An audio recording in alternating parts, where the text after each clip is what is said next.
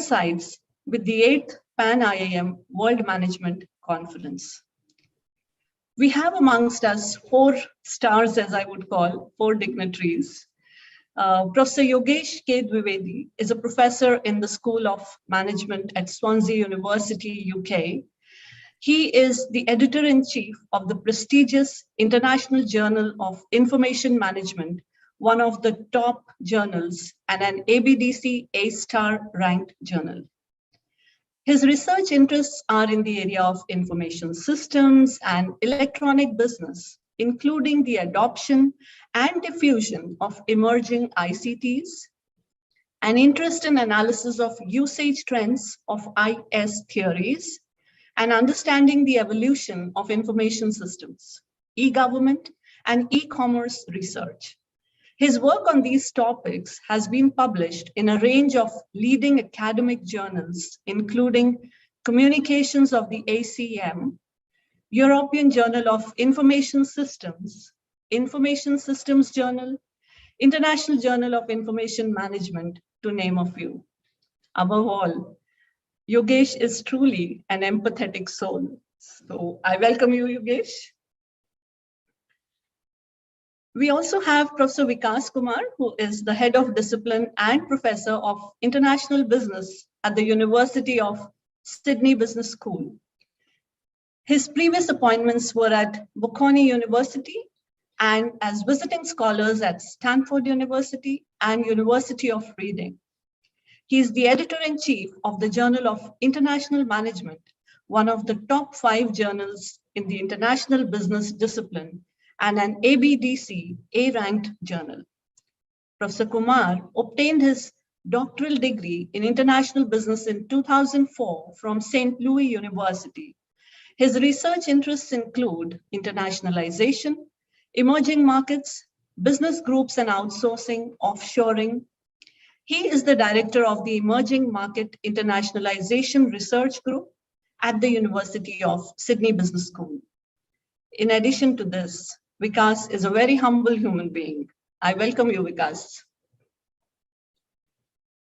We also have amongst us Professor Manlio de Guidiz, a full professor of management at the University of Rome, Link campus, where he serves as Deputy Chancellor of the LCU campus of Naples and Director of the CERMES Research Center. He is the editor-in-chief of the Journal of Knowledge Management, one of the top journals in the domain of knowledge management and an ABDC A-ranked journal.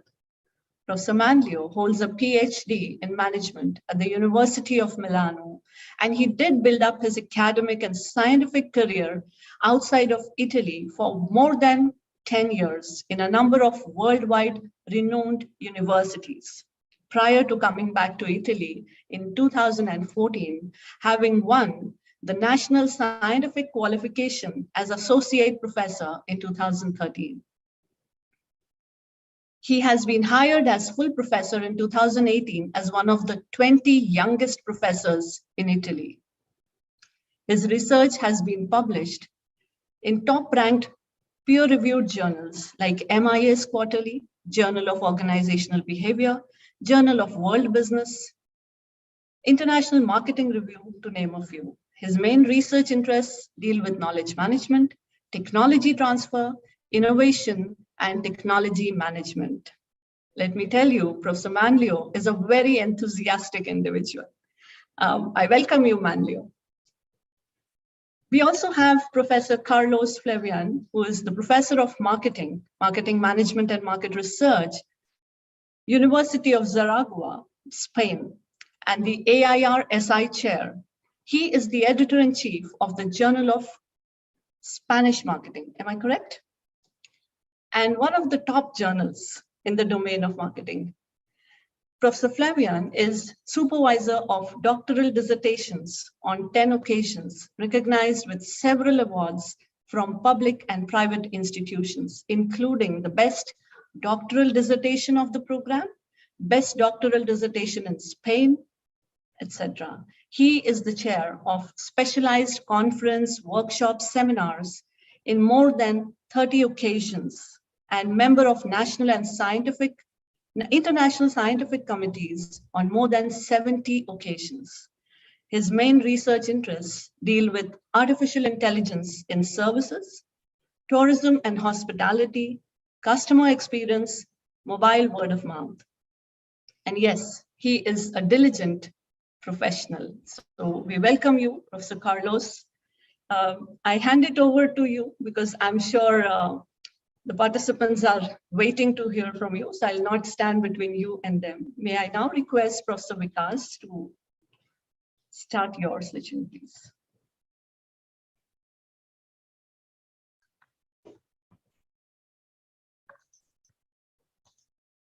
Thanks a lot, Deepa, for this fabulous introduction. It is always very nice to actually be back at IIM Kozhikode. I was there 2 years back, and I had an amazing, very productive time as part of the first conference that you guys organized so fabulously. So I'm Vikas Kumar. As Deepa said, I'm the editor-in-chief of Journal of International Management. I took over the editorship last year in January from Mike Kotabe, who was the editor for about close to 15 years. The journal was already in a very good standing, I would have to say. As Deepa mentioned, it is one of the top 5 journals in the field of international business / international management. And I'll talk about a little bit about the journal today. So one of the big changes that has happened recently, I would say, in this journal, which is just a year before I took over as the editor-in-chief, is that the journal started to have a board of associate and consulting editors. In fact, mainly associate editors when Mike Kotabe was the editor. I changed the nature and the composition of the associate editors, mainly to reflect the international nature of the journal. So I found that the previous editorial board was not as international, and I do really believe in the international aspect of the audience, international aspect of the board members in order to make this journal truly international. So I have Lin Chui from Australian National University in Australia, Zilian Deng from China, Desislava Dikova from Vienna, Tazib Rajwani from England, from Surrey Business School, Sumit from Florida International University, Song Hyun Lee from Texas at Dallas, US, and Vas Taras from University of North Carolina at Greensboro. In addition to these associate editors, I also have a lot of consulting editors, again, spread all over the world, I would have to say. Kaz from Japan, Maoling from China, Mehmet from the UK, Stefano from Italy, Sinigina from New Zealand, Andreas from Canada, Nitish and Stephanie from US again, and then I have Sanjay from Ireland and Dimitris from Greece. So it is actually quite well represented in terms of the geographical area. Obviously, there are a few which still remain, and I would want to actually have more people involved from, say, South America. The aims and scope of the journal. Journal of International Management, as you would imagine, is in the field of international management, publishes theoretical and empirical research which address issues in the management of global enterprise. What I have been always clarifying is the way I and the editorial board and Jim sees global enterprise might actually be a little bit different from what other journals in the field of international business and management see it. So global enterprise for us does not necessarily mean that it has to be already a multinational enterprise. That is, it already has to be operating in more than one country. A global enterprise, according to us, could also be a company which has presence only in one, or a significant presence only in one country, but has clearly an interest and a strong interest through a variety of different ways. It could be through human resources, it could be raising capital, it could be through the supply chain, it could be also a small company wanting to make an entry into the global world. So all that would fall within the remit of global enterprise as far as Journal of International Management is concerned. Secondly, we accept macro and micro level of studies. So by macro, I mean something which is higher than at the firm level. So even studies which are at the country level, but which have very clear and important implications for firm strategy and management is considered, not necessarily accepted, but definitely considered to be put into the review process. Similarly, micro level studies, which could be at the individual level or at the sub organization at the unit level, is also considered as far as they have a very clear implication on firm strategy and behavior. Single country studies, again, is also considered. You wouldn't find too many studies published, though, with just single country data. But just to clarify, unlike JIBS and Journal of World Business, which are the other two major international business management journals, which do not actually consider single country studies, we do once in a while accept single country studies, again, with the condition that it has a solid, significant implication on global business management of firms in the global world. And there are incidences where even with a single country study, one can actually have that implication. Journal of International Management also publishes literature reviews, critiques, perspectives. So far, we don't have a dedicated issue for lit reviews, again, which is somewhat unlike Journal of International Business Studies and Journal of World Business, and we want to continue with that because we see literature reviews as being extremely important, and it can get published throughout the different issues that we publish. The audience is researchers and educators primarily, but we're also wanting to actually get into the business professionals. So we are actually working on getting a little bit of an orientation towards practitioner-oriented articles and research. We publish a lot of special issues, and the special issues mainly have the objective of demonstrating the important topics in international business and management, and something with the journal would be open also to consider in the regular issues going forward. So some of the special issues which are forthcoming, one on sustainable business in emerging markets, the deadline of which is March 1. There's one on global connectivity in a world of disruptions, the deadline for which is May 1. Actually, one of the guest editors is Snehal Avate from IIT Mumbai, along with Ram Mudambi from Temple University.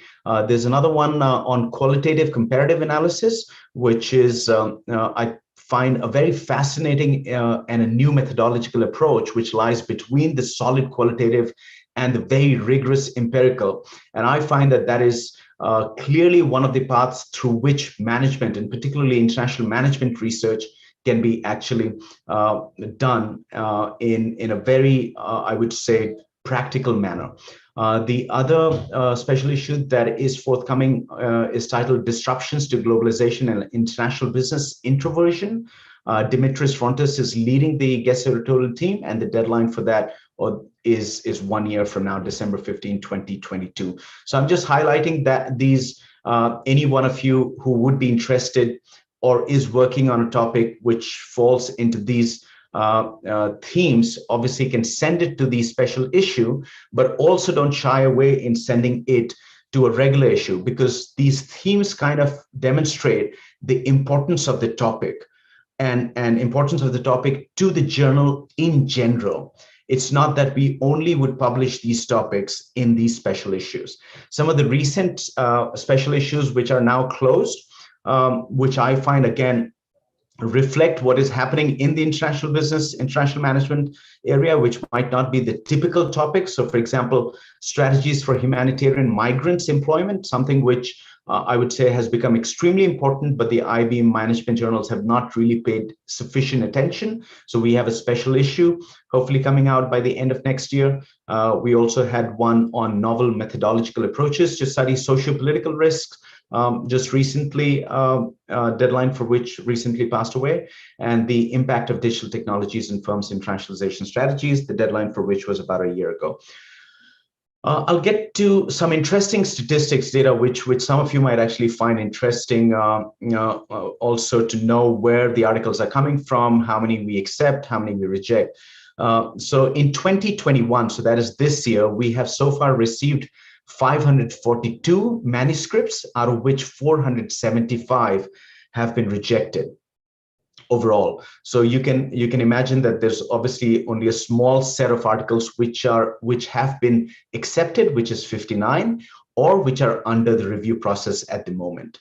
What is interesting and important to know is that the DEST reject rate is extremely high and have been quite consistent in around the mid 60 percent. So in 2021, it has been 67%. In 2020, it was 63%. So what I want to actually highlight, showing this figure here, is that the majority of the desk rejects happen because the authors have not actually shown any care towards what the journal stands for, what the journal's formatting is, what are the basic requirements of the Journal of International Management. It is less to do with the quality, although there is part of the manuscripts which are rejected at the desk, which is done by me because of poor quality. The large majority of the desk rejects is because it just does not fit into the objectives. And it reflects, I would say, a rather very cursory and I would say a lazy attitude of the authors. So the good point here is that once you actually get your article manuscript into the review process, the acceptance rate is nothing close to the 8 or 10%. It is way higher.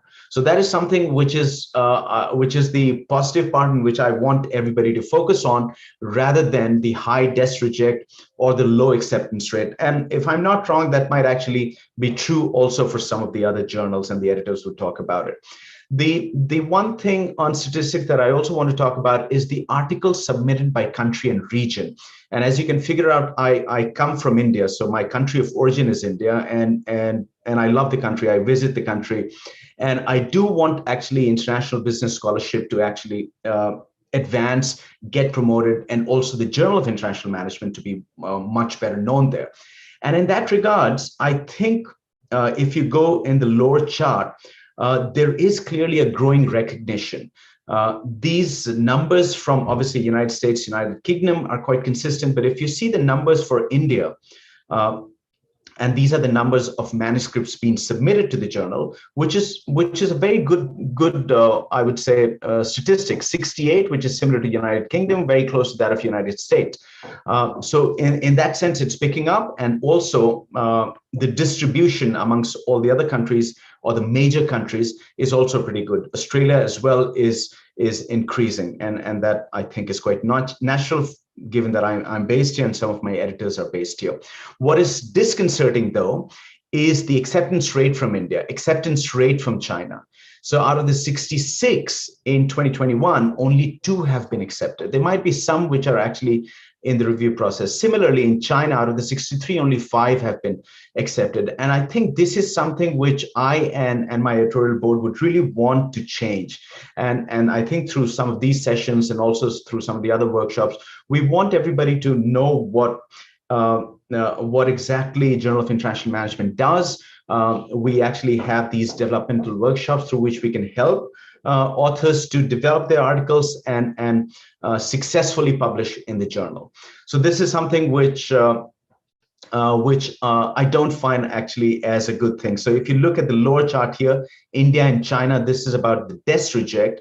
87% of the articles that are submitted from India actually get desk rejected. And this is because a large majority of the authors who are submitting article from India do not care much about what the journal stands for. What are some of the basic requirements that are needed to submit there? This is to do with the speed of the articles getting published in the Journal of International Management. I would say that we can obviously do much better. So submission to first decision is 18.8 weeks. So that is kind of the first review. But I would say the best part is the last bar chart, which, or maybe, sorry, not the last, but the gray one, 55 weeks. This is submission to first online, obviously assuming that your article gets accepted.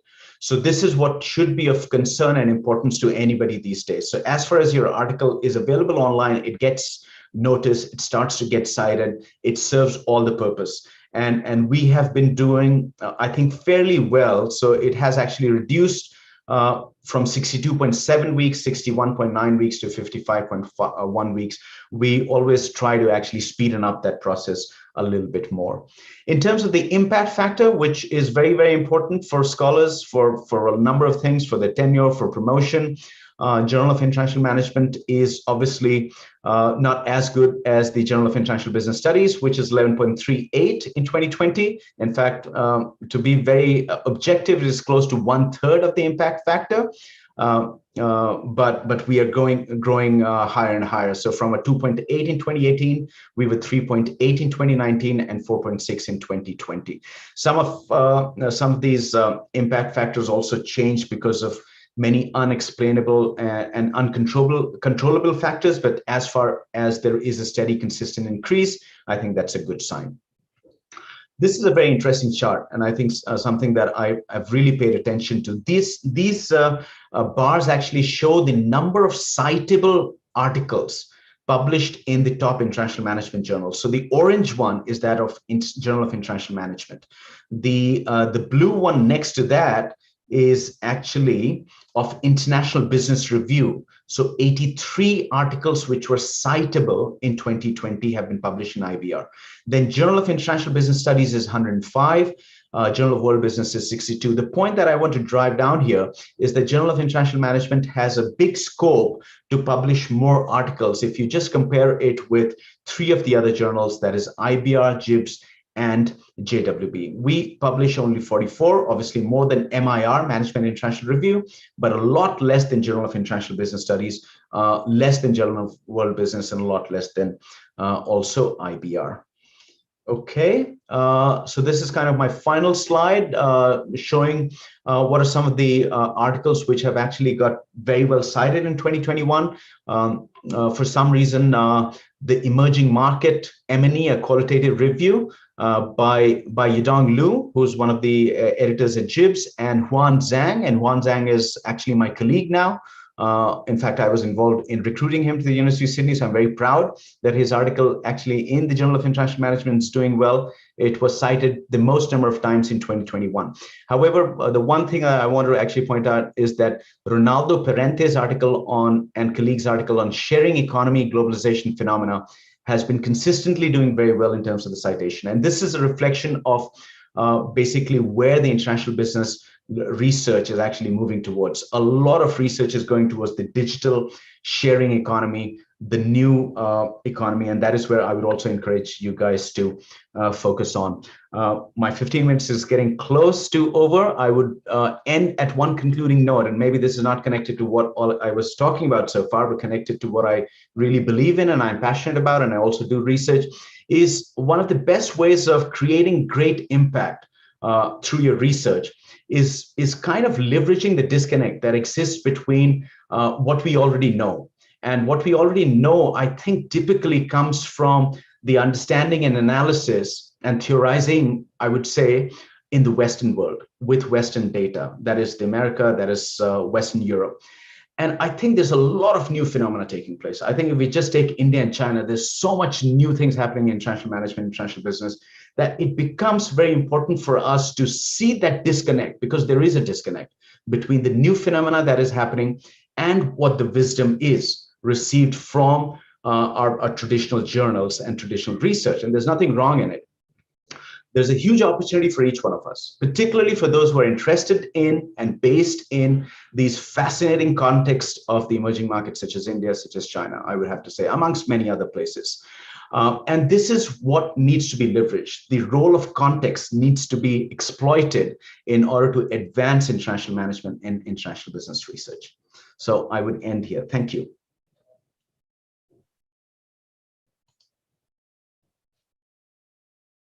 Thank you so much, Vikas. It was indeed inspiring. In fact, the insight on desk rejection should be an eye-opener for many of us, because the moment a desk rejection happens, the motivation level goes down from 100 to 10%, and like people give up. Okay, that journal, desk rejects. So I think this particular insight would have really opened many of our eyes, and maybe have a couple of questions if your time allows. Absolutely. Yeah.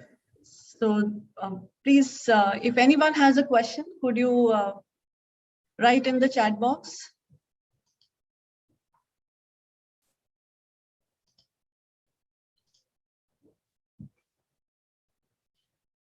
See, I'm also happy to take questions via email. If somebody has a clarifying question, I can see there's one. Could you please share your email ID? Could not get it from the slides. Towards the end, it's my name, vikas.kumar@sydney.edu.au. You can actually go to my university page and you can find that. Okay, do we have any other question? See, if there are no questions, let's actually move on to the other speaker. Okay, fine. So I Thanks a think lot, that would Deepa. have, had you not covered the desk rejection part, that question would have definitely come. So Okay. you've already taken care of it. Thank you so much. Okay. Thanks a lot. Thank you. Okay. We now move on to Professor Yogesh Dwivedi, the Chief Editor of International Journal of Information Management. Thank you, Deepa, for invite and wonderful introduction that you actually given to us. And obviously, Vikas has said so many things that probably I would repeat in my talk as well. I'm Yogesh Dwivedi. I'm based in School of Management, Swansea University, Wales, UK. Apart from being editor-in-chief of International Journal of Information Management, I also kind of act as an associate editor of Government Information Quarterly, Journal of Business Research, and European Journal of Marketing. So, lots of editorial work goes in, and whatever I say, lots of time is not just based on IJIM experience, but also other journals that I'm involved in. So I'm very quickly going to give a very brief introduction of IJIM, and then one slide for desk rejections, actually, because has mentioned few regions, and I will actually outline few other regions. So here is a kind of metrics for IJIM. As you can see, 2020 impact factor was 14, site score was 18, and what is important here to notice that the site score tracker for 2021 shows already that journal is having 26.2 a site score for 2021. So it's not going to be less than that. In fact, because one more month data going to be added, so it's likely to be slightly higher. But that also means that the impact factor likely to rise to about 20, if my estimate is correct. So obviously, based on these metrics, IJIM is actually #1 in information and science category, as well as if you look at marketing in Scopus, then it's also #1 in marketing category. And that also reflect in the number of submissions, as you can see. The journal has already received 1,850 submissions from 1st January 2021, and it's likely to go 100, 150 more by end of this month. So very, very high rate of submission. And because just mentioned that, this desk rejection in his journal is very high, and that's also at our one. 81% desk rejection was in 2020, and it's likely to be higher in 2021. We don't have data yet, but it's likely to be more higher in 2021. Overall acceptance rate for the journal is 10.5% for 2020. So you can see that we are actually looking best of the best work that is submitted. And there are reasons for that. And in terms of review process, we take, for desk screening, we take 2.5 weeks on an average, but generally I try to do within a week. Unless I'm traveling or I'm somewhere on move where I don't have internet access, I try to process within a week. If it obviously goes further, then it takes 1 to 3 months for first review cycle. It all depends upon how quickly reviewer agree, how quickly reviewers submit their review comments. Generally, each submission that goes to the review stage may take 2 to 5 review cycles to get the final decision. And each paper is generally reviewed by 2 to 4 reviewers. per submission. So this is kind of in nutshell, statistics for the journal is. Here is a kind of downloader. You can see that, the IJIM is, India is on 10th position in terms of number of downloads. And you can see the journal is actually articles published in journal is downloaded across the continents, various countries, and top 20 is given on this slide. And that's for last 5-year data, actually. It's also available on journal website if anyone like to look at it. In terms of authorship, you can also see that, kind of India is on number 4th in terms of corresponding author.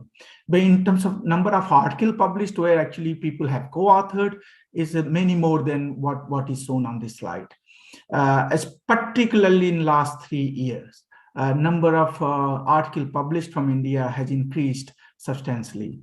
So this is kind of authorship.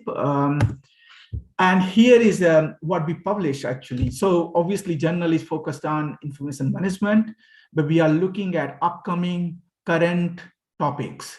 We may not want to publish something that would have been published 20 years ago because no more people had interest in it.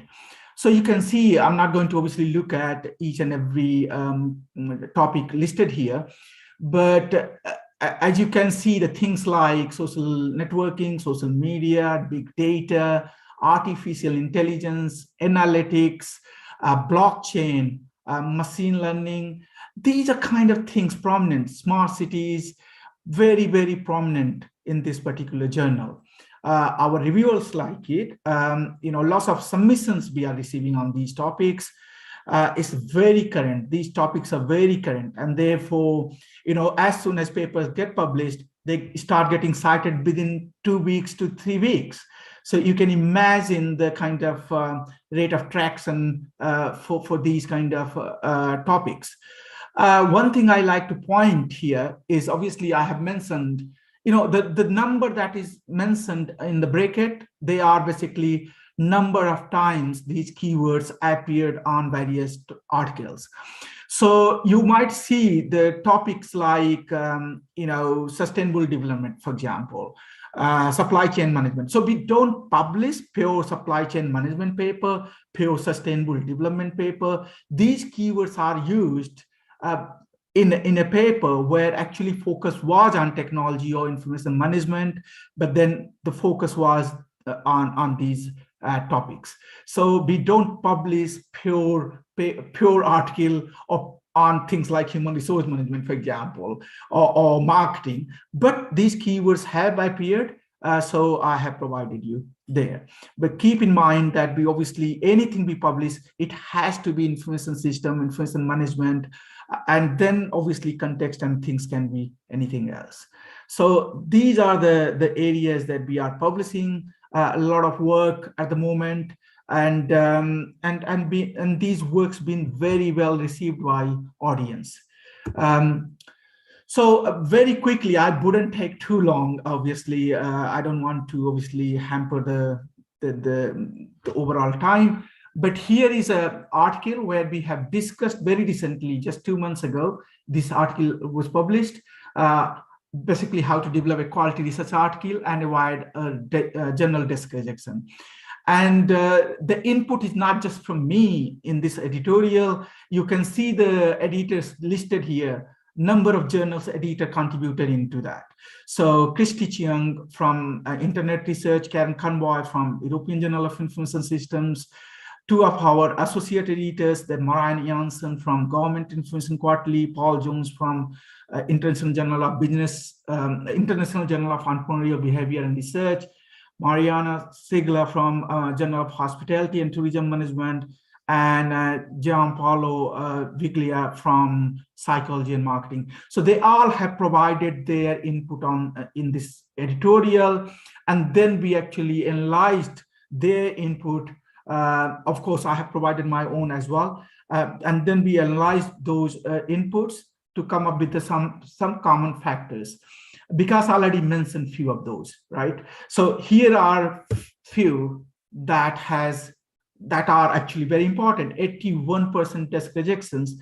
And obviously, many of you may think, why we desk reject? Well, imagine the 1,850 submissions, putting all of those in review process, what it takes, how many reviewers.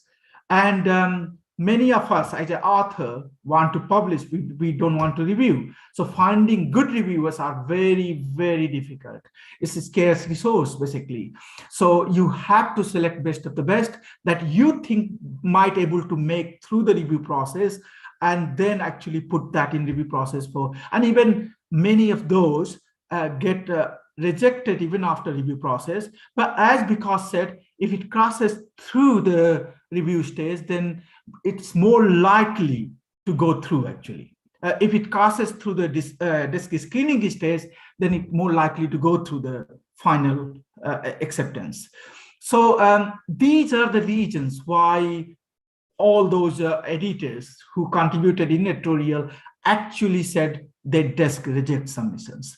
Okay, so first thing, obviously, that just don't submit if you are rejected and not given opportunity to resubmit.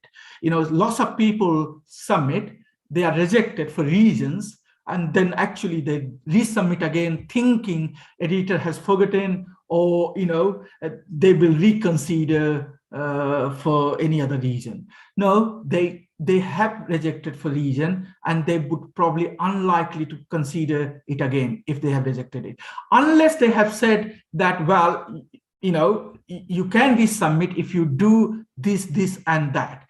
I mean, that is a good news because they have liked your work, but they also found some major flaw, and they think that must be fixed before it goes further in the review process. So if they have given you opportunity, by all means, try to redo those changes or address those issues and then resubmit. If they don't resubmit, because it will be desk rejected again.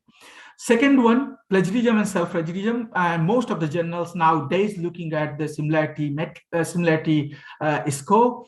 And more than 10%, many journals, obviously, they desk reject. In my case, I obviously desk reject more than 15% similarity.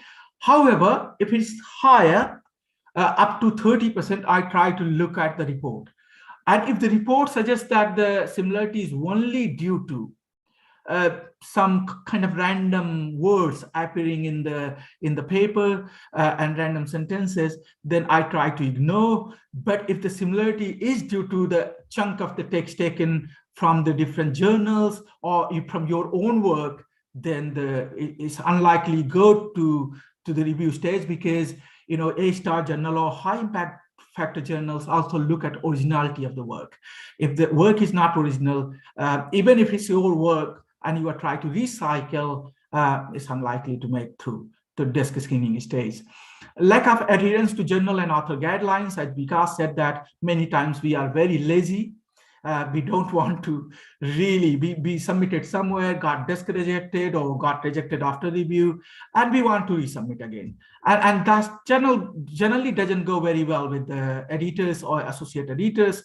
They look at it and they actually get sense of it, that you have submitted somewhere and you just simply resubmitted again.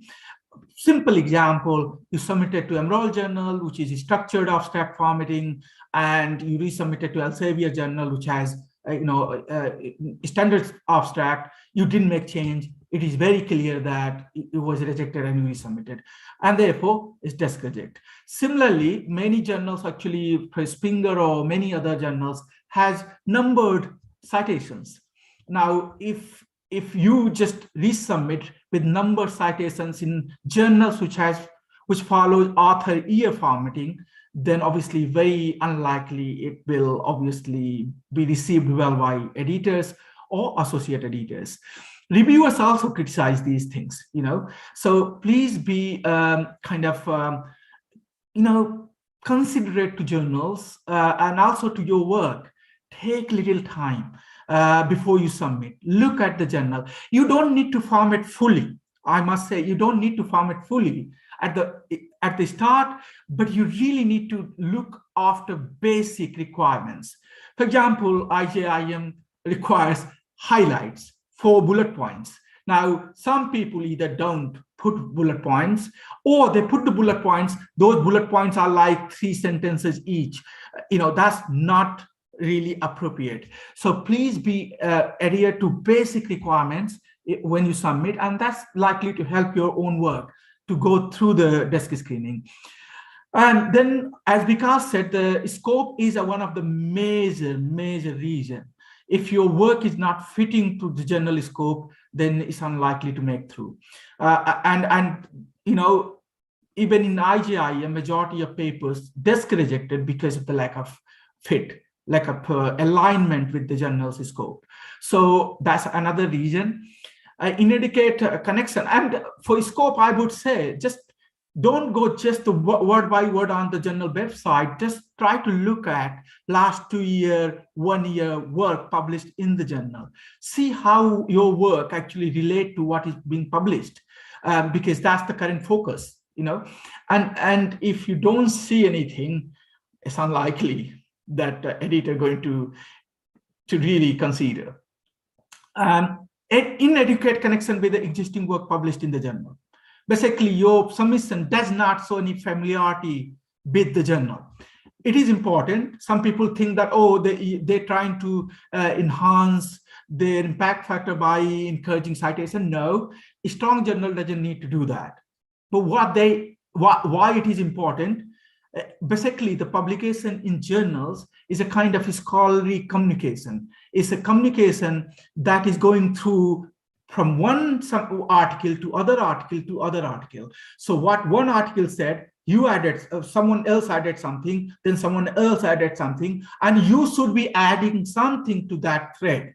So if you just come up, other people are talking about same thing, and you just come up with some random talk about same conversation, then you are unlikely to welcome by those people, those who has published. And those people, why those people are important? Because those people are likely to act as reviewer of your work. And if you really didn't integrate your work with those people's work, it's unlikely to be well received by them. So you're going to put yourself in disadvantageous position. Also, by seeing the recent work from the journal, actually editors identify reviewers. And if you didn't make any effort to to identify relevant work and cite, then it make our job very, very difficult. Then we identify reviewers randomly, and that might not go very well for your work. So many reasons are there why actually your work need to show familiarity with the journal work, the work published in journal. But so often people don't make any effort.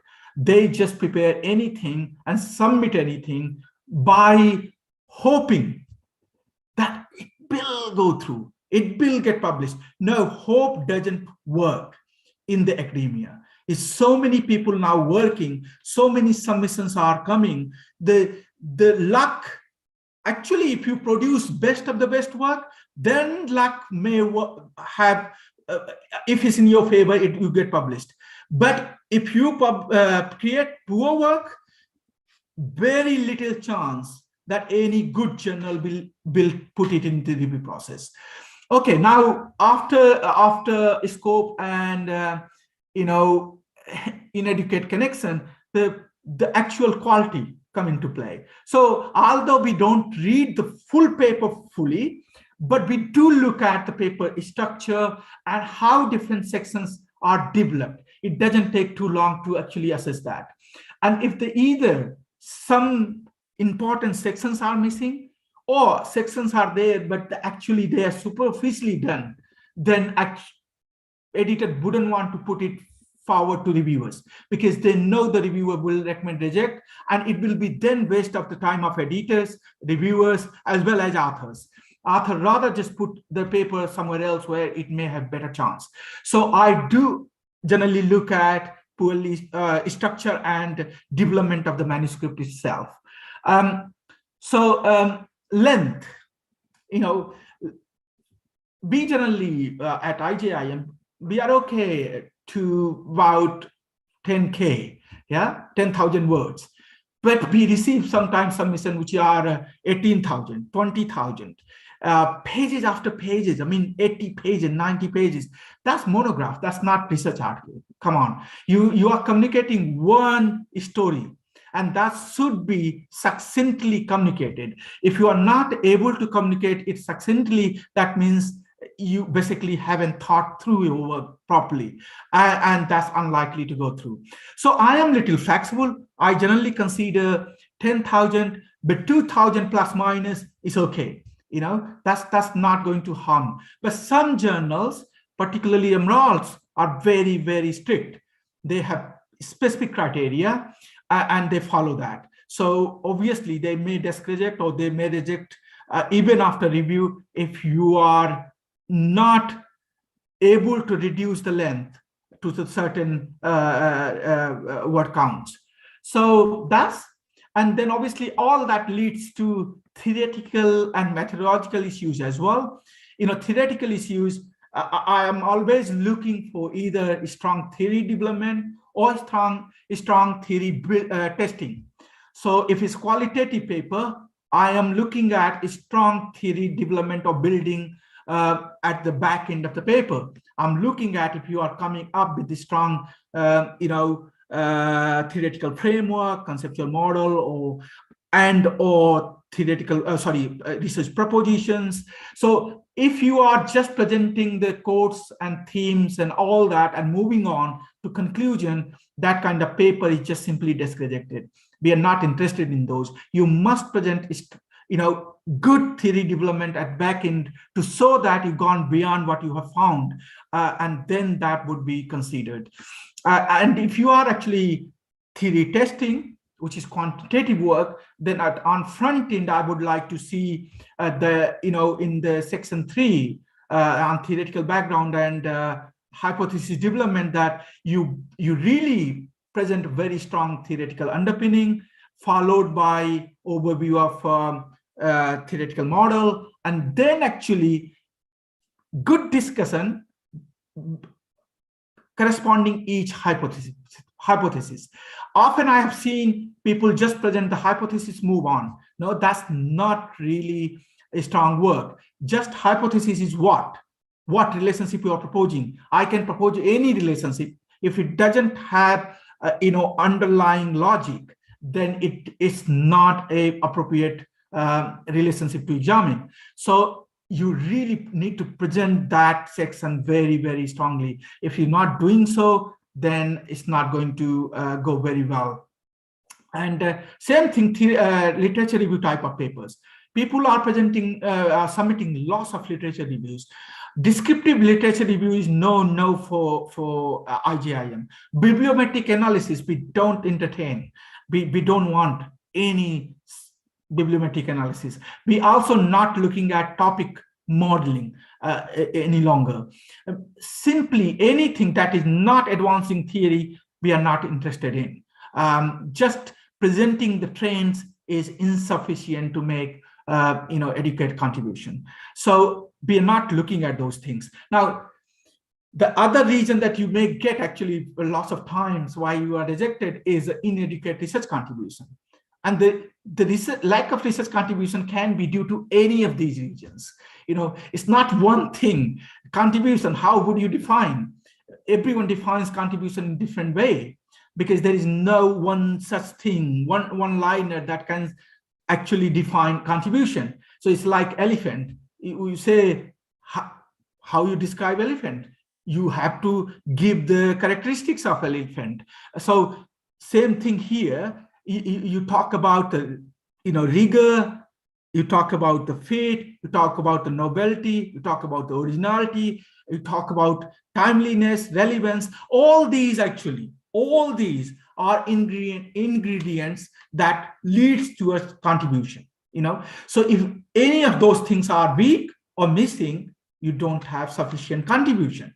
And sometimes you are frustrated as an author. I'm frustrated as an author. Why my paper is rejected? But one of these things are not there. you may not have think of, but other people are seeing it.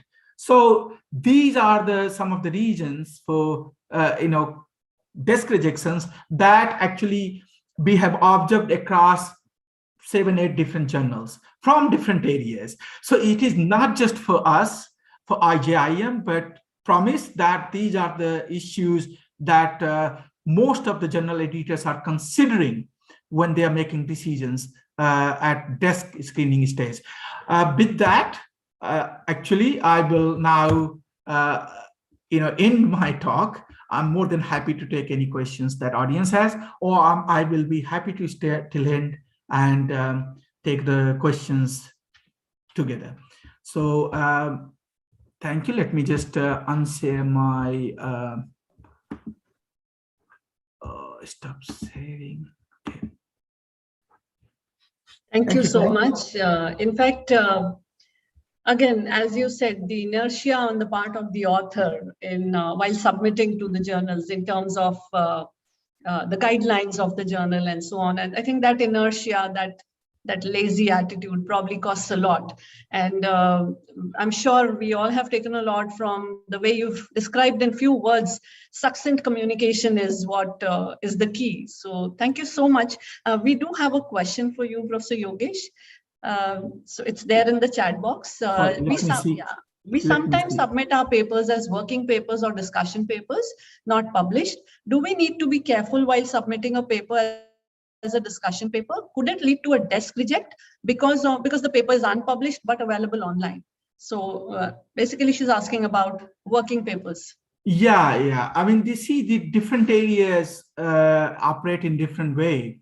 So if you go in economics and finance, they have a really well-established working paper series and practice. So they do publish working papers, and those working papers get defined by presenting at different places and improving based on feedback, and then you publish. So that area does not actually, probably they handle that in that way because everyone is aware of. Now, in our area, in many business areas, even in marketing, even in information systems, probably international business and all, then this is not a common practice. And therefore, what happens when people publish either in preprint or working paper or in other form, this creates problems. There are several problems because most of us is blind review journals.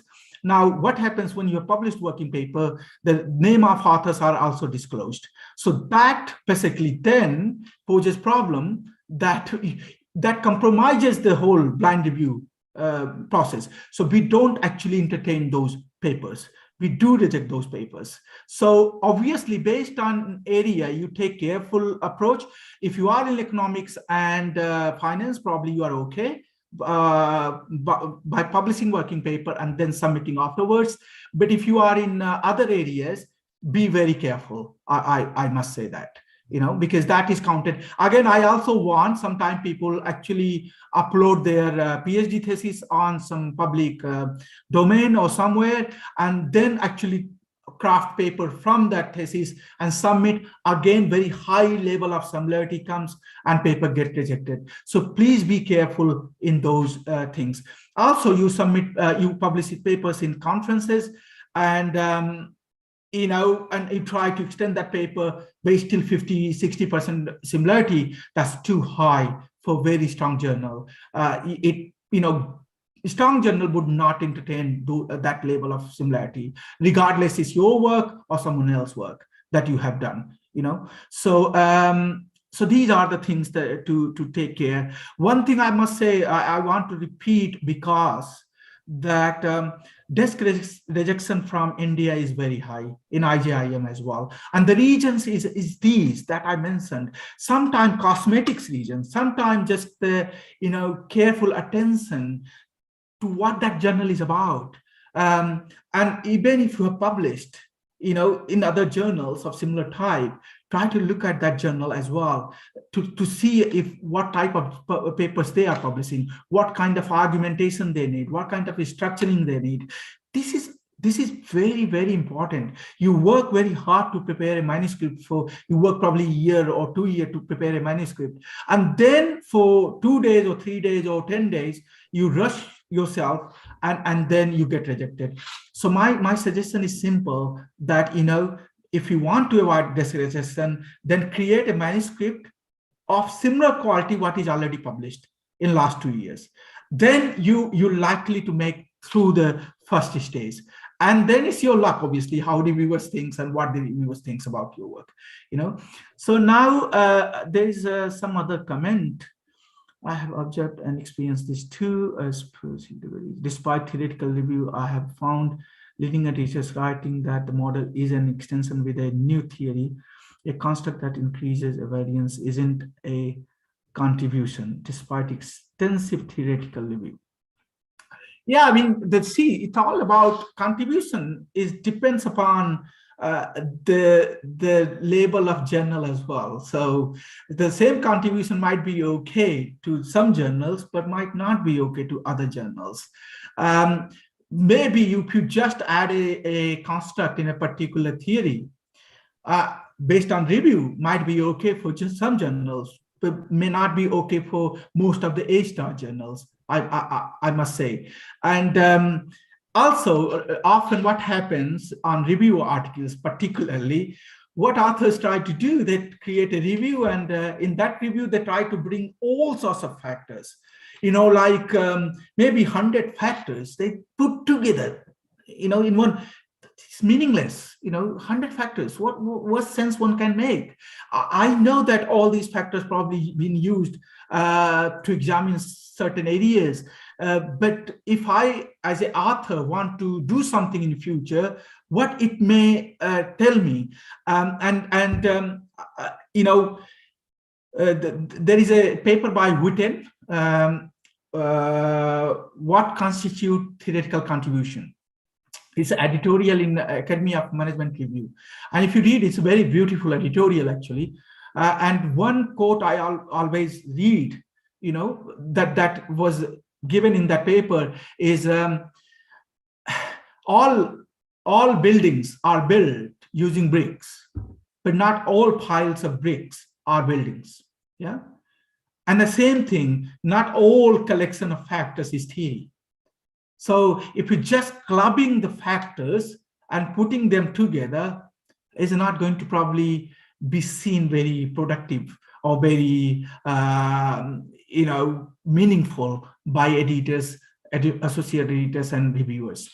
So these things obviously keep in mind. Other thing I would like to say, authors, lots of young authors nowadays, they want to write before they read. That's not going to help. You really need to know your area well. You need to read and read and read before you start writing. You need to know the domain.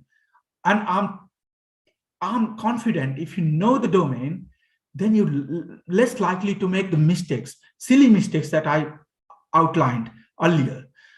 If you have read lots of your work related to your topic, or majority of key articles related to your area, I'm sure your argumentation, your thoughts will be well informed by them, and your writing quality will be much better after you have read those work. So these are the things I would say are important. Any other question? I would be happy to answer. Okay, so keeping in mind the time frame, we will also have more questions once all the editors have spoken. Thank you so much. In fact, in one line, if you could say, hope works when you have the best quality of work. Absolutely. In the absence of best quality work, I think just hope doesn't work. Wow. So thank you so much. I now request Professor Manlio, Editor-in-Chief, Journal of Knowledge Management, to share his views. Thank you very much, Deepa. Thank you very much. And it's very difficult to make my presentation now after my legendary colleagues that introduced their amazing journals, and also Thank you very much for connecting me with the Yogesh and Flavian. I've been also very grateful to Vikas because to Carlos, sorry, because Vikas did introduce me to you, and I'm very honored to be part of this conference. Indian Institute of Management at COSICO is really very renewed.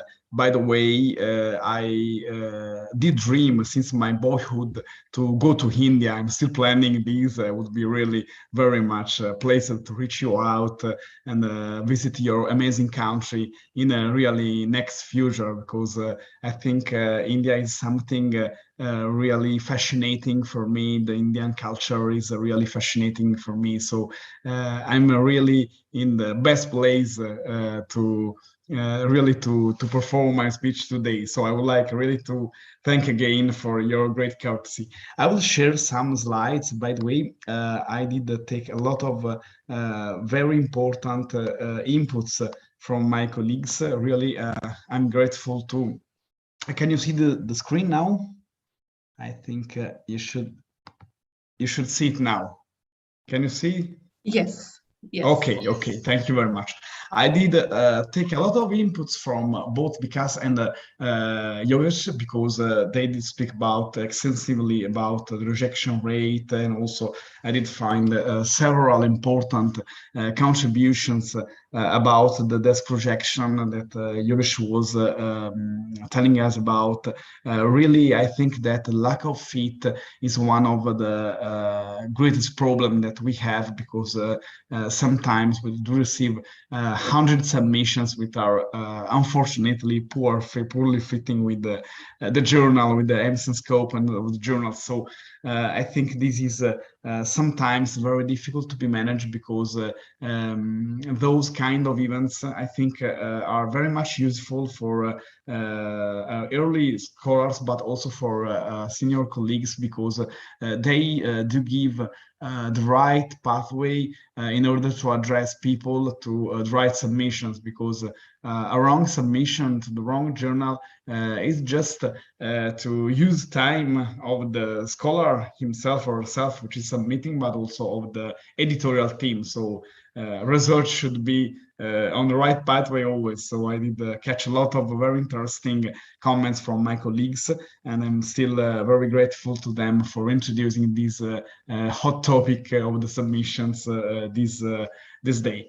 So I will introduce briefly. I will try to stay as much as I can in the time that you did give to us.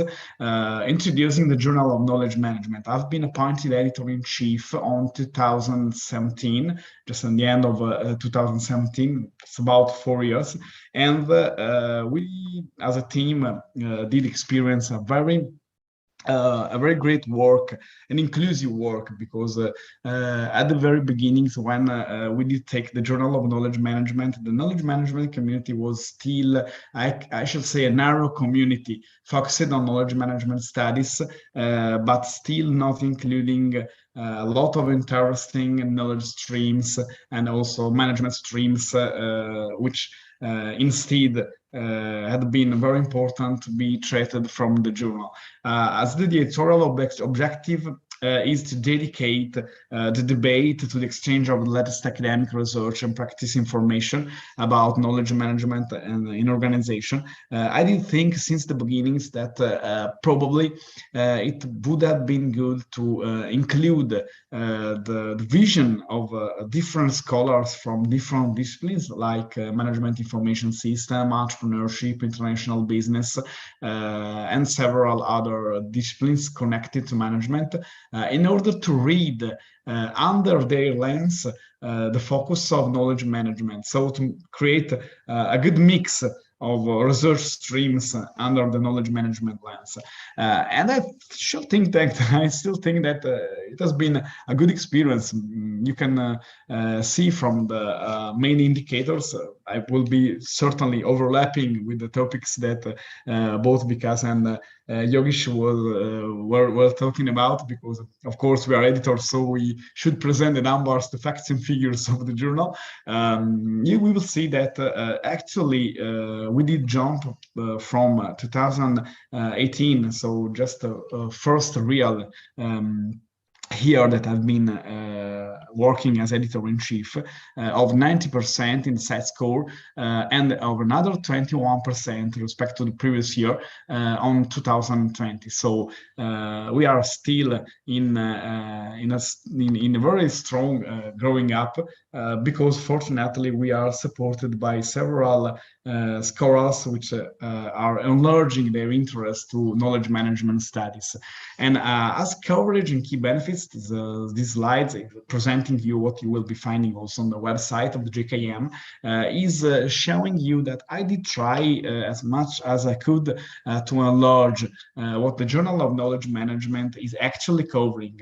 You will be finding, for instance, the culture and communication strategy, but also learning organization as topics, information organization and retrieval technologies for improving the quality of knowledge, but also knowledge hiding, retaining knowledge, knowledge management innovation, and also knowledge and performances inside firms. So we think that the best option was to improve the topics of the Journal of Knowledge Management in order to have a wider scientific debate over our colleagues in the management and information science and library science field. This was one of the main changes. I'm going to present to you the main changes that I tried to implement in the Journal of Knowledge Management. This was the organization flow up to 2017 when I'd been appointed editor-in-chief. As you will see, it was very simple. It was just me as the editor-in-chief, my editorial assistant, and just 5 regional editors which were covering just part of the continents, by the way, of the world. Just Asia, United Europe, North America, South America, and Oceania. And the regional editors were managing the editorial board and the readers board, as it is always. The actual organization flow is quite more complex, as you will see, because during the last 4 years, JKM has become just like a multinational firm, just taking, borrowing and lending the term that Vikas did use before, with the editor-in-chief, which is coordinating a wider group of senior scholars, particularly in the green boxes. You will be finding what I did suggest to change during the last, and I obtained to change from the publisher during the last years. Particularly as innovations, you will be finding that I did introduce one managing editor, which is Professor Papa, my strict collaborators, which is qualified as full professor, and one social media editor, which is had been one of the greatest innovations for in the journals of my stream. And I did ask to have 2 colleagues. Also, the social media editor is not academic; it's not an outside academic staff, but it's a colleague. It's a professor, Professor Domitilla Magni from Rome Tree University. So I did ask to have 2 professors under those roles, because I did want really to delivery on the social media, but also to have all the incoming papers screened by people that are really in the academia, and they are really treating those kind of topics which are so basic and vital for the Journal of Knowledge Management. I did also add one section adapted to senior consulting editors, which is actually populated by all senior scholars. It's very important that I've been very much inclusive, because as I did tell you before, I did try to have people representing different streams of research. So I have so many legendary scholars and top senior scholars coming from different disciplines, but still interested in giving an advisory contribution, which is very much important for the editor-in-chief, with regards to the future line of research and how to include knowledge management studies under other different disciplines and streams of research. I did also try to change the orientation of the journal with regards to the Real Impact Manifesto, which was introduced by Emerald Publisher about a couple of years ago. As you know, and did also take very important inputs from both Vikas and Yogesh when they were speaking about the impact. Emerald did promote a couple of years ago the Real Impact Manifesto. The impact factor, scientific impact factor, is important. As you know, we are all running for the impact factor, but it's also important to have a real impact, which is the real impact of the journal and of research published by the journal on the daily life of entrepreneurs, managers, practitioners, people having important positions under the boards of firms, and in the real life of people living the topics that we are studying. So I did introduce a complete set of area coordinating real impact editors, which are representing all the continents. I did also include a One Africa coordinator editor, but also giving a voice to different kind of communities. For instance, the regional editors from Oceania are now represented by one coming from Australia and the other one coming from New Zealand. I did try to enlarge the voices from the scientific community. Also, I did try to do the same from Asia, having people coming from Taiwan, for instance, Hong Kong, mainland China, and I'm planning, of course, to enlarge these to India and other so relevant countries for our journal. We are receiving several submission, very quality submission from Asia, so it's very important for us to get connected to your amazing country and to your amazing scholars. I did also try to have not just regional editors, but managing regional real impact editor, which are not just a tag for them. It's not just a way to call them differently, but is instead a way to understand the process of submission and giving advices to the local communities in a different way. So to giving address to real impact research and studies. So not only to studies which are merely scientific, but also they could take under consideration the real impact of the research in themselves.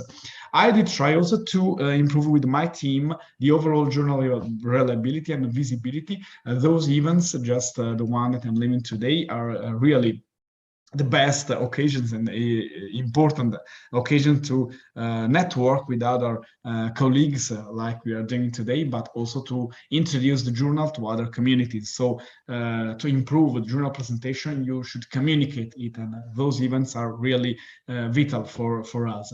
With regards to the submissions, when I had been appointed editor-in-chief, the submissions were still quite low. There were about 550 submissions. Now for 2021, we are reaching a level of about 1,500 submissions. We just triplicate the submission, and this is of course, again, not the result of a one-man show, but is the result of a greater team, which is helping myself and is supporting me at the international level on multiple plans. Those are the another new for the journal, which is the joint special issue. I did try with the time to replace the traditional special issues with a joint special issue. So having at least a couple of journals which are collaborating, having the same call for paper on a same hot topic for both of them in a way that they can be complementary. So people are solicited to submit their research either to one journal or to another, just respecting, of course, the aims and scope of the journal. This is a way in order to, we did try, of course, to have the people more concentrated on the fit of the journal and on the core aims and scope of the journal themselves. We did experience this with the Journal of International Management, with there was Mike Kotabe as editor, but I do hope that we can have a new special issue also joint special issue with Vikas very soon, with R&D management, which is still open. And forthcoming are also a couple of special issue, joint special issue with the International Entrepreneurship and Management Journal and with the Journal of Technology Transfer. Needless to say that I will be very happy to set up the same format also with Yogesh and Carlos with their amazing journals. I'm a big fan of my colleagues' journals, so I'll be very much happy to propose to them this kind of joint project in a very future, in a very next future. Just very quickly, I will show you some facts and figures about the citations and international collaboration. You will see that from 2017 up to today, we did really have a big boost of citations. Again, this is, needless to say, the result of the very huge promotion that we did do with the journal, to making people to understand the topics, to understand the visibility of the journal into different kind of disciplines and scientific communities. You will see also that the international collaboration were about 25%. I mean, the international collaboration is the Simago Scopus index, which is indexing the papers which are co-authored by people from at last 2 or more countries. So we did shift from the 25% to about 50% of international collaboration, as reflecting the international impact of the journal. And in the box that we'll see at the right bottom right, on the right hand, you will see that even if we did rise with the impact factor and with the citation so much, still the self-cites are really little compared to the total cites. This is very important because needless to say that the journal should be promoted having citation from other journals and scholars coming from other journals, of course, and writing for other journals. Still, we could not, of course, erase self-citation, because the Journal of Knowledge Management is the main journal into the knowledge management field. So many authors are, of course, citing in their research papers which have been published by the Journal of Knowledge Management. So this is a normal process, but it's nice to see how the total sites were really taking a different direction from the self-sites starting from 2017. And this is just very quickly the evolution of the JKM, the rank by journal impact factor. As you will see for the Social Science Citation Index, we are at the 23 position out of 226 journals. When I became editor-in-chief in 2017, we were 74. And we were in the Q2, but we did experience really a great jump during the last years. And Yogesh was citing the information science and library science. And needless to say that his amazing journal is the first in the world, largely. And I'm really a great big fan of his journal, I should confess. And we are at the 3rd position in this index for the Social Science Citation Index. We did move from the 19th position on 2017 when I became editor-in-chief to the 3rd position on 2020. It's very tough, information science and library science, because there are very, very great journal with a very high impact factor. So it's a really truly an honor to be on the 3rd position behind legendary journals like Georgia Swan. And with regards to the journal citation indicator, the JCAI, we are at 9th position for the management field. In Q1, of course, we did jump from 58th position on 2017 to the 9th position. And information science and library science, we did jump from the 22 position up to the 6th position, which is also a very important result last year. We do hope, of course, to improve as much as we can those indicators as well. Just going very quickly to the conclusion that this is about real impact articles.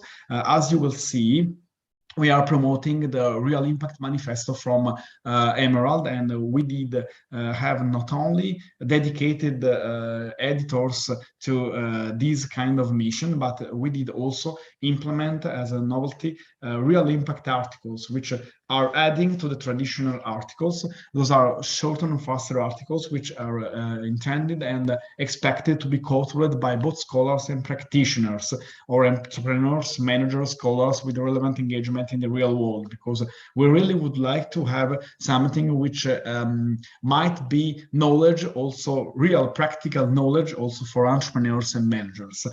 We have two kind of formats. I did promote the Real Impact Research articles and the Real Impact Viewpoint articles, and we are trying to give full priority for those articles with acceptance in maximum a couple of months. We try, to be honest, not always we are really able to do, and to give publication priority, but still, of course, managing and publishing them like traditional articles, respecting all the COP guidelines. By the way, I've been involved also in the right department of the Emerald since 2017, just to fight against all the malpractices of publication that Josh was citing in his previous slide. And this is the page that, of course, just to be next of as a bridge to what I was saying, and just echoing the slide of Yogesh, the JKM ethic code, of course, we are always trying to publish in the most cutting edge articles, never asking authors to pay submission fee or article processing charge, or using data without consent, or publishing works in exchange for gifts or money. We really try to fight against every kind of malpractice. So we're looking forward for the best submission coming from IIM Cozy Code conference.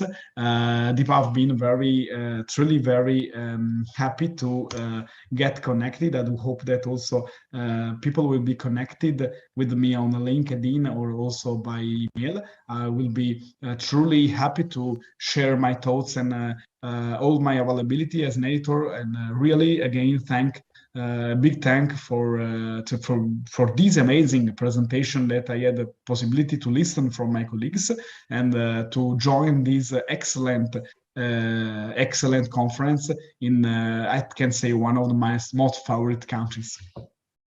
Thank you very much. Thank you so much, Manlio. In fact, we would love to host you whenever you plan to come to India. So do let us know. Yogesh has already been invited. Professor Carlos, you're also welcome. So it would be an honor to host you here. And Professor Manlio, it was really great, the insights on real impact articles. I think that's the need of the hour, because an article just does not need to have managerial implications. It has to also have the practical implications, wherein you're talking of how it really creates an impact. So I think that's truly, even though you are all chief editors of top journals, I think although you were talking about similar things, but each one of you had one own flavor. So I think real impact articles, and the other idea you shared was about special issues in collaboration with other journals. So that's very interesting. Thank you so much. May I now invite Professor Carlos, and maybe we can have a couple of questions after he has presented. Yes, Professor Carlos. Okay, thank you very much. Can you hear me? Yes. Yes. Okay. So first of all, I just would like to say that I'm absolutely delighted participating in this conference. So I would like to say thank you very much to the organization and Professor Yogesh Dwivedi for being in touch and allowing me to participate in this. So as it has been said before, I really don't know what to say after so many fantastic editors, their knowledge and their comments. So, but I'm trying to focus my attention mainly on what I have to add is talking about the Spanish journal marketing, and suggest give some details of how do we trade revisions in the journal. So first of all, I just would like that the name of the journal is Spanish. So I'm going to share my screen because I'm not sharing. So I hope you can see now the screen. Okay. So I just would like to say, first of all, that the journal, it's an international journal. So it has been published since 1996 in Spanish, but from 2016, we are publishing in English. Especially important is to highlight that the Spanish only reflect the origin of the journal. So it is not a journal limited to Spanish authors. So this is a journal with a clear international projection. So the journal welcomes papers from any author, any part of the world. And in fact, we can say that we have published papers from many different countries, including India. In particular, India, it's a very, very important aim for us because we have appreciating that during the last years, the number of papers in very, very relevant journals are coming from India. So I have a very, very special interest in taking part in this conference. So thank you very much for this invitation. What is the journal focus? The journal focus is any topic related with the concept of marketing. So we can go ahead with topics related with the consumer experience, topics related with tourism, marketing, branding, product, retailing, omnichannel, retailing, showrooming, web rooming, anything related with advertising, or a hot topic, which is influencers, cross-cultural marketing, social responsibility, sustainability, everything related with marketing, social media, and new tools such as augmented reality, virtual reality, these kind of things, artificial intelligence, are clearly related with the scopus of the journal. So in fact, we have 3 special issues being conducted nowadays. One of them is focused in mixed reality and artificial intelligence. So this special issue is being coordinated by Sandra Loureiro from Portugal, Faisal Alid from the States, and Arnold Japrutra from Australia. We also have a special issue on consumer engagement, which is being coordinated by Rauf Dradder from India, from Kashmir, other authors from South Africa and USA. Also, we have another special issue in literature review. The deadlines for those special issues are March 2022 and May 2022 for the last one. So please, if you have anything related with these topics, please consider to submit it to the Spanish Journal of Marketing. So I just would like to highlight that the managing the revision process, it's a very important point, and I just would like to give a very, very simple suggestions or comments to the authors. So please, when you submit your paper, try to focus your attention in the journal that you are focusing in or submitting to. So definitely the format details are important, not initially, but at the end of the process are growingly important. So please take in account these questions. So you have to read the journal. You have to adopt the journal focus, the journal approach, the journal even format. It should be related with the topics being discussed, being addressed in the journals, because we need to develop a storyline of the papers or the topics being discussed in the journal. So this is an important suggestion that I would like to make you. In addition to this, any author has to put in the shoes of the reader. So if the editor, if the reviewers, or if the readers do not understand the paper, so it is not the fault of the editor, of the reviewer, of the reader. So the paper should be absolutely clear. You have to transmit your message very, very, very clear in order that anybody can understand with the minimal effort. So in fact, the journals are competing for having the attention of the readers. So you have to be very, very clear in your in addressing all these things. It is your responsibility as an author if a reader do not understand what you are saying and do not understand in the first glimpse of look at the paper. So this is particularly important. It is definitely your duty to make sure that the readers is not get lost.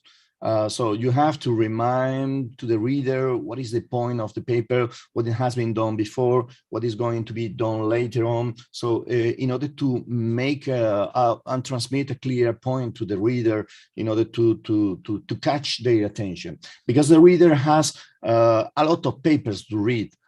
You have to ask yourself to read your paper and transmit clearly the message that you are transmitting to the reader. So the Spanish Journal of Marketing is indexed in many indexes. So the index world is a real world. And we are including the journal in different indexes, regional indexes, in order to improve our position. So as I said before, we are a relatively new journal. We are nowadays in position 36. We're really in position 36.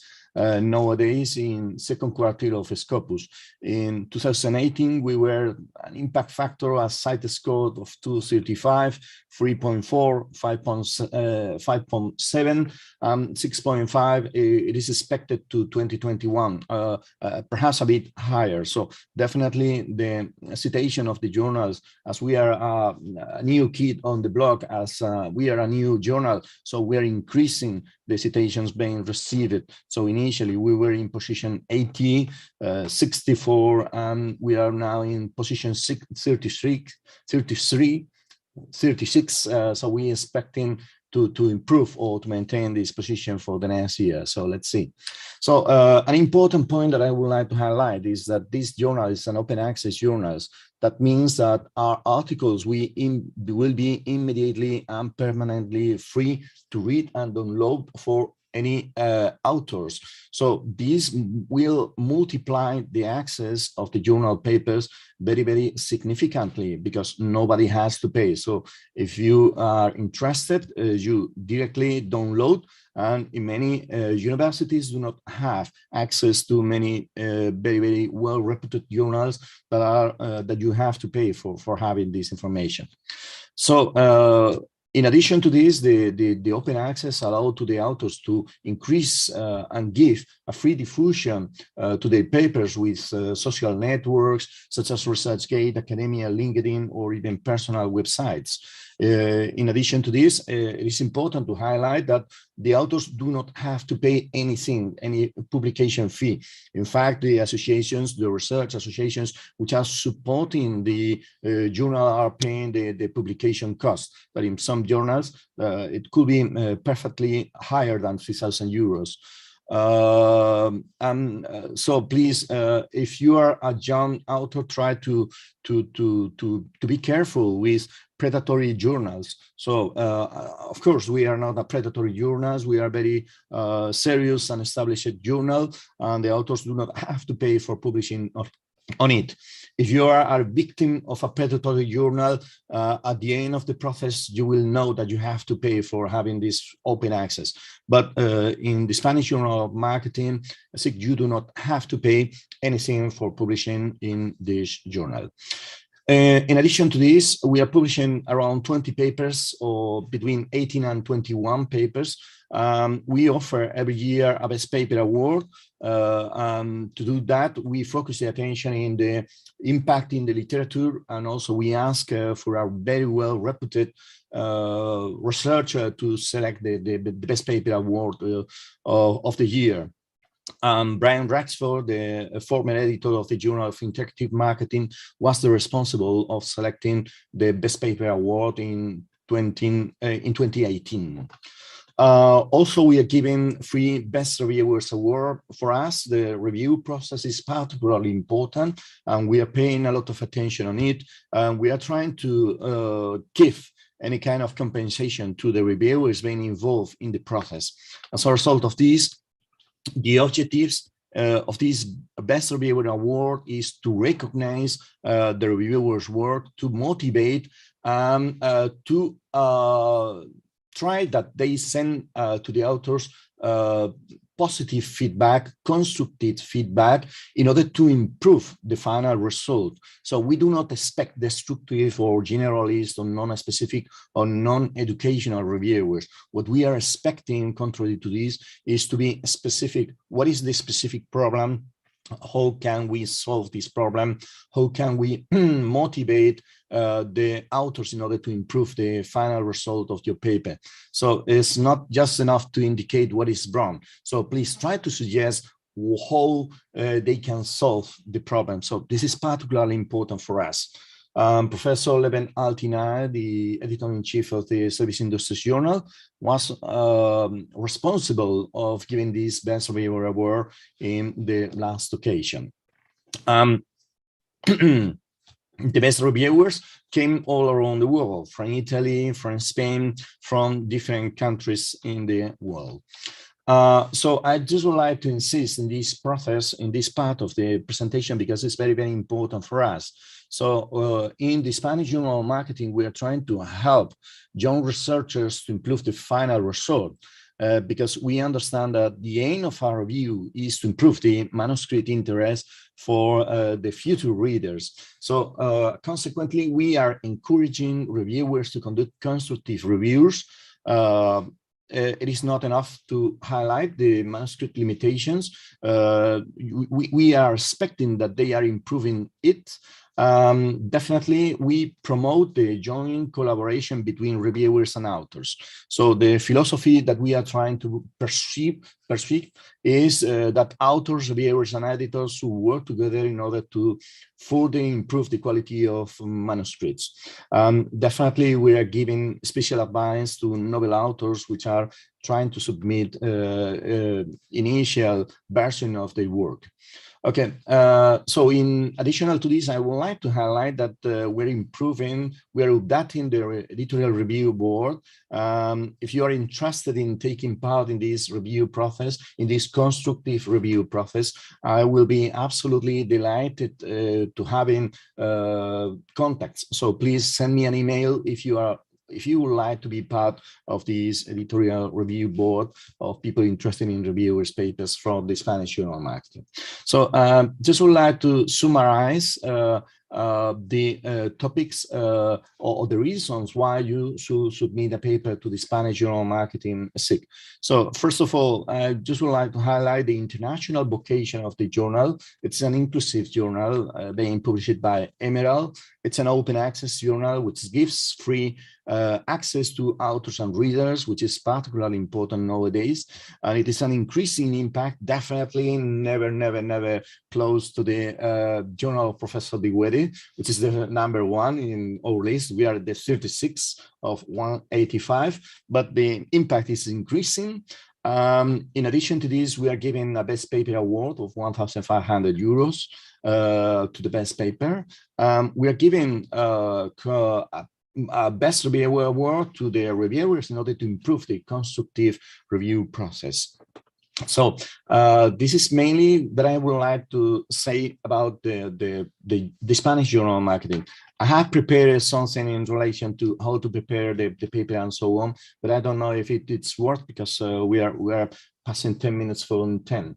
So if it is okay, I will finish my presentation. I hope to receive an important number of submissions from this conference. And in fact, the India authors, it's a very important aim for us in order to improve the international diffusion of the journal. Thank you so much. Thank you so much.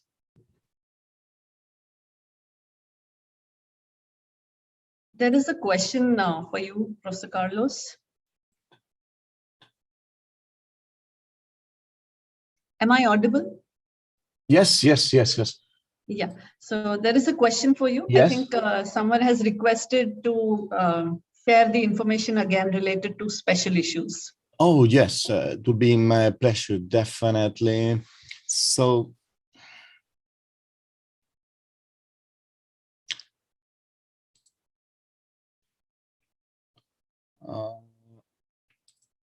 yes, I'm gonna see if I can present. So I'm gonna move. So we are having nowadays we are having 3 special issues. Yes. So one of them is related to the topics related to technologies 4.0. applied to the context of marketing. So mixed reality, augmented reality, artificial intelligence, all these kind of things are very welcome in this special issue. A second special issue is focusing in consumer engagement, how we can achieve the engagement of the consumers, what is the role of technology in this process, how everything has been changing with the COVID during this process, how can engage consumer in this context or in the previous context.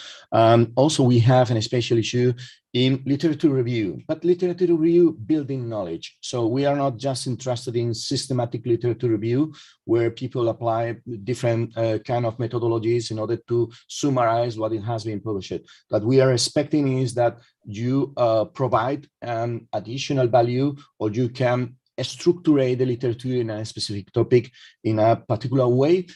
Fantastic if you suggest any agenda for future research. Thank you so much.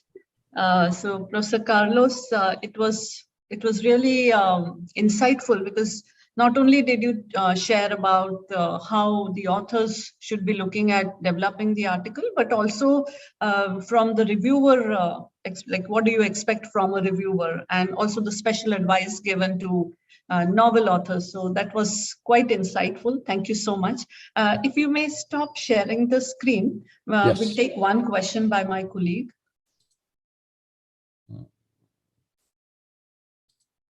Sorry.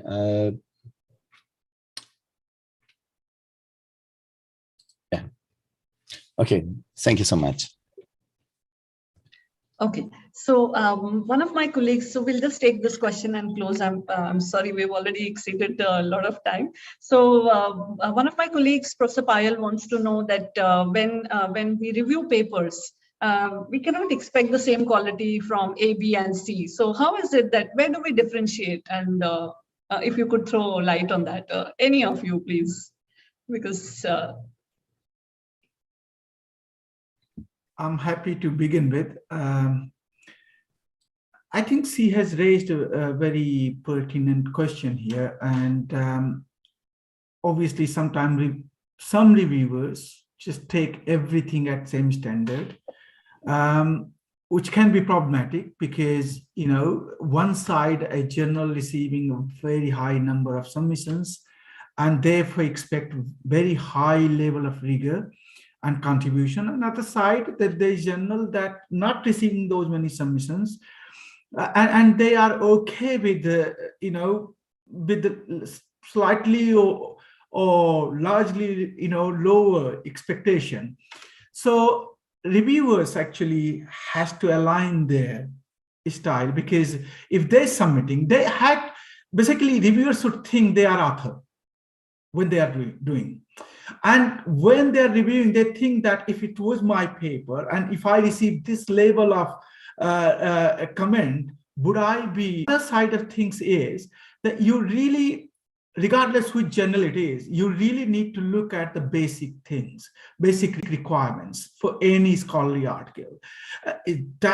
So look at what are the main issues. Are they actually, article is actually meeting the like basic rigor. So if method is okay, if theory is okay, if they're not making false statement or false argumentation, if the citation is appropriately done, if the if the article has all essential elements, those are the things for any journal. That's not for only top level journal. But then rightly mentioned in this comment, in this question, that some journal that are very high level, they have some specific requirement.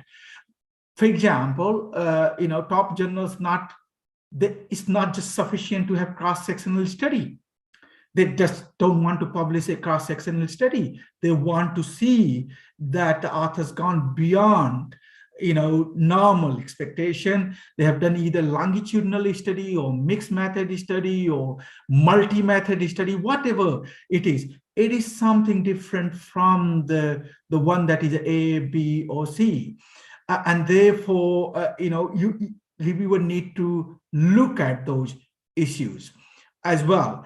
But at the same time, I guess if you're not sure where to actually pitch, we cannot say where to draw boundary because different journal has different expectation. But what I would say that you are the one of the reviewer. You are not, the decision would not rely just on your review. Editor would take in account 2 or 3 reviewer or other reviewers comments before they decide what to do. So if you might given comments that is slightly higher or lower than other reviewer, then you would actually see it once the decision has been made. And when actually authors come back and provide the response, then read the response as well as comments from other reviewers to see that where you stand actually. And if your expectations were too high or perhaps a bit too low for that journal. Although we always relate quality with the journal that are ranked high, but not necessarily all good journals are ranked high. I would say the rankings are political. It takes many other things in account than just the quality aspect. So I wouldn't say you dilute your review comments just because the journal is ranked in certain ranking at lower level. A journal that is ranked in one ranking 2-star might be ranked A-star in another ranking, right? And with very high or low impact factor. So some journals are ranked very high, but their impact factor is not very high. You can see many examples of that, yeah? So your review should be your review, your reflection on the work. And as I think Carlos and as well as Manlio mentioned, I think that it's not just sufficient to tell what are the problems in the manuscript, but as long as you are telling how to resolve those problems, doesn't matter what problems you have raised would be fine. I think authors always appreciate such reviews. When actually reviewer tells what is the problem and then tells how authors can address those problems. It is always very, very constructive. In fact, when we tell people how to do the review and how construct their review comments, we always tell, look, present your summary of the paper and its strength. Begin with the strength of the paper, then go and highlight the main weaknesses of the paper. And also, when highlighting the main weaknesses of paper, tell how to address those weaknesses in the revised version. And one thing to keep in mind, don't become reviewer who tells a set of questions now, which is now satisfied by author in the first revision cycle, and then you come up with completely new set of questions in the second round. That's perhaps not very fair with the authors. And also put editors in dilemma. So those are the things. I don't have from my side a clear answer that where to draw the line. But what I would say is actually more you review, more experience you will have in terms of where to draw the line actually by yourself, and which journal has what kind of expectation you would get to learn about it. So thank you very much. Thank you. Thank you. It was very insightful. In fact, I think this has been the most enriching session of all these days. And Professor Manlio, would you like to share something before we wind up? Yes, thank you very much. I'm just echoing Yogesh and thanking so much Professor Payal, which is also a reviewer for Journal of Knowledge Management. I'm very much happy that that those contributions allow us to give also more inputs. I'm absolutely agree with Jožas that well, it does not strictly depend from conceptual or empirical methodology is still very important. But for instance, we have two different sections in the JKM. The one dedicated to the real impact articles, for instance, is welcoming viewpoint articles and which are intended and expected to be quite more conceptual or using probably sources which can give a broader imaging of the topic under description with regards and respect to the research papers, for instance, which should be much more grounded. So it's just what we are expecting to have. If I'm expecting to have an empirical research paper, of course, methodologies is very important because a conceptual paper, unless it is not the revelation of reality, something very, very important, like a position paper from top scholars, for instance, from legendary scholars, which are putting the right topics for just positioning some new topic, for instance. Well, needless to say that it would be very much welcome, but of course, it should be also granted from the experience of the people that are submitting, because it's very difficult to have conceptual papers which are always very much grounded and with the very good roots into the literature review, but also in the observation of the reality. Whilst if you are aiming at producing a good viewpoint article, of course, you can enlarge topics. You can also involve, for instance, people which are not intended to be just like scholars or scientific involved people, but also practitioners and managers. And under this vein, probably it would be very important to have top managers or top entrepreneurs leading the article together with scholars in a way to have really a conceptual paper or a viewpoint paper which is grounding into large corporation. For instance, you imagine a paper, for instance, authored by Jožas and Bill Gates. It would be dramatically important for my journal, just to say, because really to have a mix of also experiences well-grounded may be useful. With these, and I'm just finishing, of course, I'm not encouraging, of course, only research papers, but also viewpoint papers, which anyway should be really much thought, really much reflecting, and having a very good composition. Just one last word. I'm very much agree with Carlos with regards to the fight that we should do against predatory journals. This is a very important issue. I'm thanking so much, Carlos, to have recalled this, because we are really exposed to several journals. Also, I received invitation to join journals which I don't know are sounding, are journal knowledge management sounding, or also important journal sounding, just like the Italian sounding. We are really in a difficult moment of research, so I will be very much happy to collaborate also with my colleagues and invite them to join also my journal, because we are on the same page. Absolutely. Thank you very much. Professor Yogesh, you would like to share something? Yeah, the question about conceptual and empirical papers. So I would suggest that you should try to target top-level journals with empirical papers. Conceptual work has very little chance to go through.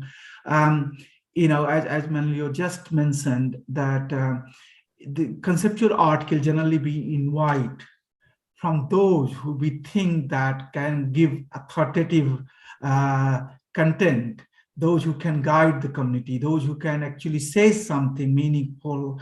At junior level, maybe the conceptual paper may not be the one that you want to pursue.